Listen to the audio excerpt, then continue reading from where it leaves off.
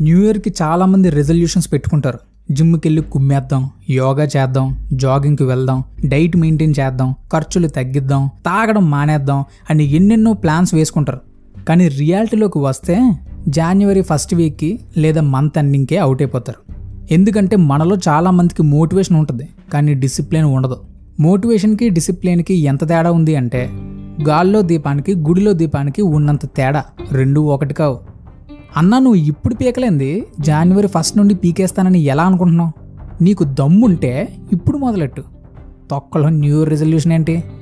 ఒక bit video 15 నిమిషాలు ఉంటే 2 నిమిషాలకే అవగొట్టేస్తావు. పేషెన్స్ లేనప్పుడు న్యూ ఇయర్ రెజల్యూషన్ అనే న్యూసెన్స్ దేనికి? కరెక్ట్గా గంట సేపు కూర్చొని ఫోకస్డ్గా చదవలేవు. ఫోకస్ లేనప్పుడు సక్సెస్ గురించి మాట్లాడడం దేనికి?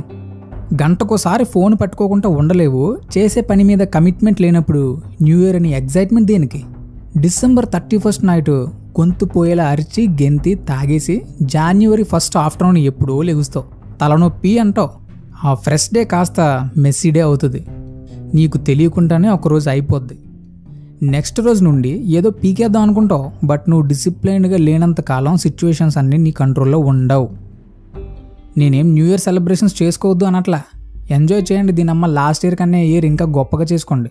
బట్ వచ్చే ఇయర్ ఏదో కొత్తగా ఉంటుంది అని ఎక్స్పెక్ట్ చేయొద్దు. అన్నా, జీవితంలో మార్పు కావాలి అని ప్రతి ఒక్కరూ కోరుకుంటారు, తప్పులేదు. కానీ జీవితం మారాలి అంటే ముందు మనం మారాలి. మనం ఎప్పుడూ నిన్నటి గురించి బాధపడి రేపటి గురించి ఆలోచిస్తూ ఈరోజు బ్రతకడం మర్చిపోతున్నాం. కాబట్టి ముందు ఈ క్షణం ఎలా బ్రతకాలో నేర్చుకుందాం. నీకు నిజంగా న్యూ ఇయర్ రెజల్యూషన్ ప్లాన్ చేసుకోవాలి అనుకుంటే ముందు ఒక పేపర్ తీసుకొని ఈ ఇయర్ అసలు ఏం పీకావో రాసుకో. నీ మీద ఒక క్లారిటీ వస్తుంది. నెక్స్ట్ ఇయర్ ఏం పీకాలి అనుకుంటున్నావో పక్కన రాసుకో. మళ్ళా అదే పేపర్ నెక్స్ట్ ఇయర్ ఎండింగ్కి ఓపెన్ చేసి చూసుకో. నువ్వు నిజంగా ఏదైనా సాధిస్తే అద్దం ముందుకు వెళ్ళి నిన్ను నువ్వు కిస్ చేసుకో. ఏం పీకలేదు అనుకుంటే నీ ముఖాన్ని నువ్వే ఉమ్మేసుకో. నీ బతుకు చెడా అని. ఇలా ప్రీవియస్ ఇయర్ డెడికేషన్ లేకుండా నెక్స్ట్ ఇయర్కి మోటివేషన్ తెచ్చుకునే వాళ్ళందరికీ I wish you a very happy new year.